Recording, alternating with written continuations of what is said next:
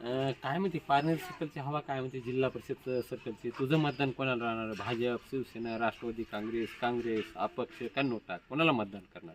आज आपण जर बघितलं तर महाराष्ट्राची अशी परिस्थिती निर्माण झालेली आहे की नेमकं कोणत्या पक्षाला मतदान द्यावं हीच पहिली समस्या आमच्या तरुण वर्गापुढे निर्माण झालेली आहे. अच्छा. कारण की आज आपण जर एखाद्या उमेदवाराला जर मतदान दिलं तर उद्या तो उमेदवार दुसऱ्या पक्षामध्ये जातो, मग आपल्या विचारसरणीला काहीच महत्व नाही उरलेलं. अच्छा. त्याच्यामुळं नेमकं कोणत्या उमेदवाराला कोणत्या पक्षाला मतदान करावं हेच आता संभ्रम निर्माण झालेला आहे. अच्छा. हा, मग नोटाला मतदान करणार का? मतदानच नाही करणार का? नोटाला करणार का? काय करणार का? मतदानावर बहिष्कार टाकणार? पहिल्यांदा प्रश्न असा आहे की आपली जी निवडणूक प्रक्रिया आहे तर नोटाला मतदान करून पण त्याचा काही उपयोग होत नाही.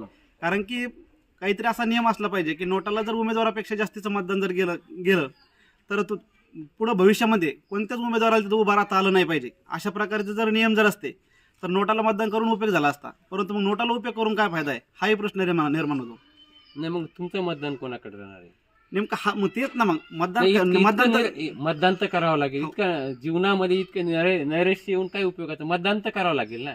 मग कोणालाही करा, कोणत्याही पक्षाला करा किंवा काय करा किंवा अपक्षाला करा, किंवा तुम्ही स्वतः निवडणूक लढवणार आहे? नाही, आपण स्वतः काही निवडणूक लढवणार नाही. आपण एखादा अपेक्षित उमेदवाराला नक्कीच मतदान करू, परंतु मी आता सांगितल्याप्रमाणे परत तोच प्रश्न निर्माण होतो की पहिल्यांदा काय आहे की जे उमेदवार आहेत त्यांनी स्वतःची नैतिकता राखून आपल्या पक्षाशी किंवा आपण ज्या लोकांनी आपल्याला मतदारांनी जे मतदान केलेलं आहे किंवा त्याची तरी नैतिकता राखून त्यांनी त्या नैतिकतेचा मान राखून तो पक्षामध्ये शेवटपर्यंत राहिलं पाहिजे, ही प्रत्येक सामान्य मतदाराची अपेक्षा आहे. धन्यवाद.